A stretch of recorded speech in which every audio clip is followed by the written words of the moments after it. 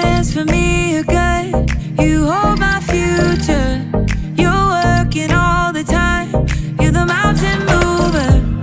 From sunrise to sunset, till the sun comes back up again. You're by my side. You started a good work in me. I know that you will complete it. You will see it through, yeah. I know that you're still working on me. And everything that you say you'll do. 'Cause I believe that you are faithful, oh, you are faithful, oh, you are faithful. I'll trust your every word, 'cause I believe that you're working for my good. Yes, you're committed. From sunrise to sunset, till the sun comes back up again. You're by my side. You started a good work in me. I know that you will complete it. You will see it through, yeah. I know that you're still working on me. And everything that you say you'll do. 'Cause I believe that you are faithful, oh, you are faithful, oh, you are faithful.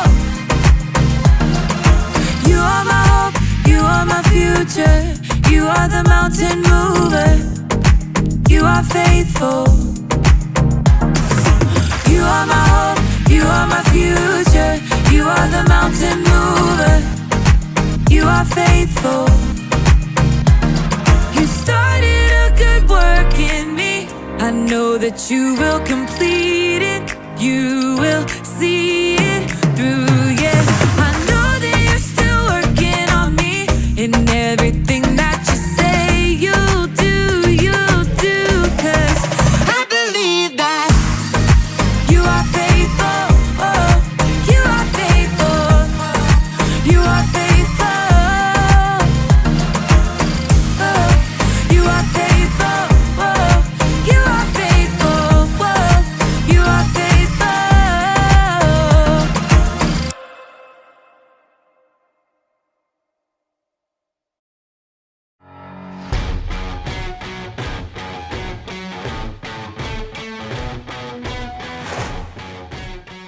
Hey everybody! I'm Erica, and I'm training for a 5K race. As you can see, I've been training all day, so as my grandma would say, I'm a little glowy. If you've ever run a 5K, you know it takes a lot more than popping off a couch and putting your running shoes on, okay? It takes commitment. Commitment is making a plan and putting it into practice. And my plan is not just running around a lot. I mean, I've got to train in what I'm calling the 3 S's. Speed, strength, smarts. So there's running, yes, but I'm also working on my strength. And running takes a lot out of you. I just can't take it. Woo! I'm so tired. Your body's gonna want to give up. Ow. But I'm going to train my brain to keep running the race no matter what. Like right now, my body is telling me not to eat this kale because it looks gross. But my brain tells me that kale is good for giving my body energy. So, here goes. Come on, brain! Eat! I can't do it! I can't do it! Maybe I can find some easier ways to train my brain. In today's story, the Apostle Paul wrote about training for a different kind of race. No kale involved. What? No!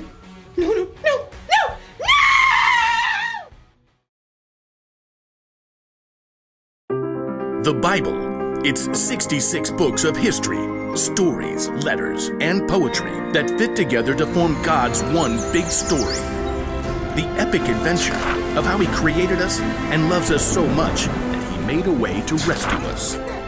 As we travel through the Bible, from Genesis to Revelation, we discover people who met God and found their lives changed forever. Now, for an amazing story inspired by the book of 1 Corinthians, chapter 9, verses 24 through 25. Did you know that some writers of the Bible talk sports? Well, not every sport, but at least one that you are familiar with. Yep, running. Running has been around ever since God created people. In fact, the Apostle Paul uses running as an example in one of his letters to the church in Corinth. In a race, all the runners run, but only one gets the prize. You know that, don't you? So run in a way that will get you the prize. Now, Paul is talking about more here than just running, but first you have to understand what it takes to run a long race. Let's say you want to run a marathon. That's 26.2 miles. There's no way you can just hop up off the sofa where you've been playing video games for months and run that far. So, you need a plan. When I was preparing for my first marathon, I found this plan. I started training more than 4 months ahead of the race, and I started with just a few miles at a time. Once you've got a plan, well, then you gotta move. That means short runs, long runs, and cross-training to work other muscles and prevent injury. Next up, you've got to fuel. Plenty of water, of course. Plus, you need healthy carbs for your long runs like bananas. And maybe some spaghetti and meatballs. What's the last part of your training? Get ready for it. Rest. If you don't rest and let your body recover, you'll get burnt out or injured. The last few days before a marathon, you don't even run at all. Yeah, running a long race is no joke. But Paul says what we're doing right now, you and me, is even more important. All who take part in the games train hard. They do it to get a crown that will not last. But we do it to get a crown that will last forever. So I do not run like someone who doesn't run toward the finish line. I do not fight like a boxer who hits nothing but air. Paul packs a lot of weight into just a few sentences. Whether you planned it or not, we are all running a race right now. Okay, so that's a little crazy. Clearly, I'm standing here talking to you, and you aren't outside running laps either. But Paul is talking about a way of life, a journey. We're all focused on the finish line, life forever with Jesus, but in the meantime, every step along the way is important as we live out what matters most. Jesus reminded his followers, Love the Lord your God with all your heart and with all your soul. Love him with all your mind. Love your neighbor as you love yourself. Yep, love God, love others. That's what matters on this journey together. But just like you can't skip from jogging 1 lap around the school gym to running a 26.2-mile race, you're gonna need some practice. Your Love God, Love Others marathon needs a training plan. Now, none of us have it all figured out, but here are 4 important things to start with. In fact, you may already be doing some of them. First point, hear. God is the master teller of this amazing story.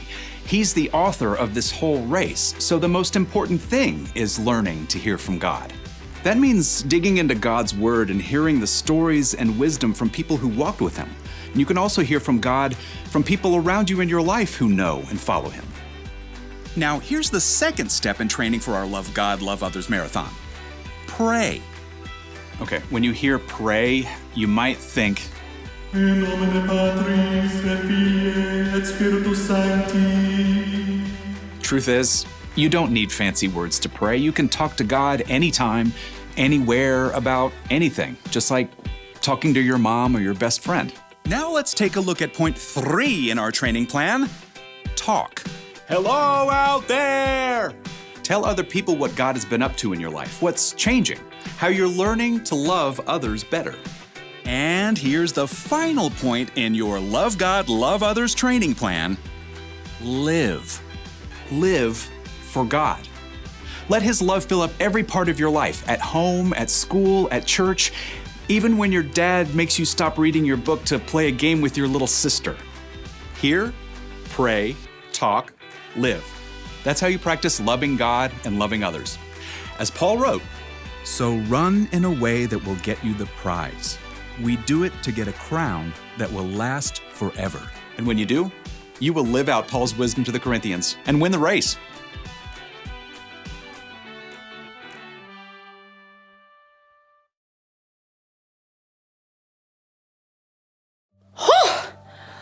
When the Apostle Paul wrote about running a race, it was about way more than a 5K. It was about life, because sometimes life can feel like a race. That's why we've got to train. We need to make a commitment to practice what matters most. Jesus taught that what matters most is to love God and love others. How do you do that? Well, you can start with these 4 words: hear, pray, talk, and live. Hear from God. Pray to God.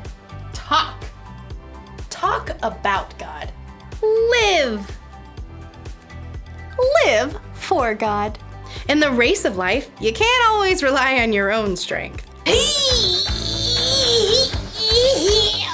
You'll need God's help and wisdom to keep running. It's not always going to be easy. You may even want to give up.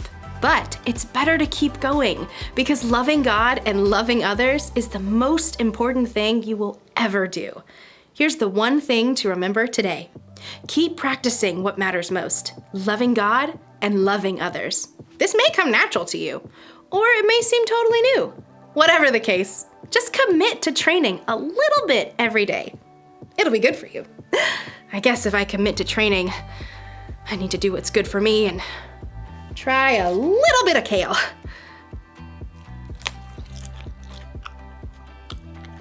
Hey, that's not bad. I feel more energetic already. Oh yeah, here we go. I'm ready, and I'm a fan of kale. Bye.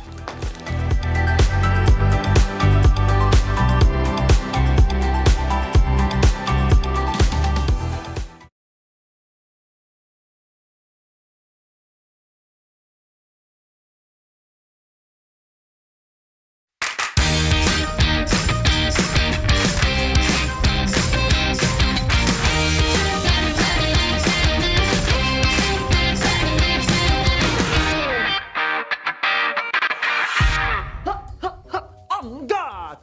I can take you all at one time! Lawson, What? I gotta practice. you've had one fencing lesson. Exactly why I can't stop now! Even for a story? Oh. Right! Ugh. Hey there, I'm Lawson, foremost fencing expert to be and bringer of fantastic stories. Like the one I've got today from my aunt's new neighbor, Aria. Aria and her family just moved to a new town, and nothing feels normal yet. Aria's like, I miss our old house. And Isaiah says, I miss my tree house. And at the very same time, they say, I'm bored. And Dad reminds them, you know, kids, only. Now, Aria and Isaiah know exactly how this one goes. Only boring people are bored. Because they've heard it so many times, they could say it in their sleep. Only boring people are bored. So, Aria looks around for ideas, and she spots the giant stack of moving boxes. And she announces, Isaiah, I'm going to make you a castle. And Isaiah shouts, huzzah! Now, Aria plans to get started on the castle after lunch. But there's so many boxes, she's not sure where to start. And by that evening, the stack seems bigger. And by the next morning, it's the Mount Everest of boxes. By then, Isaiah demands, where's my castle? Because he's got a dragon to fight. So, Arya finds her dad, and she says, "Where do I start?" And Dad's like, "Well, make a plan." So, Arya thinks hard and writes down the steps. Number 1, create a blueprint. Number 2, collect supplies. She needs scissors, glue, colored tape, marker, goblet, giant turkey leg, elf ears, and of course, cardboard boxes. And now it's on to number 3, construct. And at last, the castle is finished. And they all shout, "Huzzah!" So kids, remember, there's more than one way to recycle your cardboard. And also, that commitment is making a plan and putting it into practice. On God!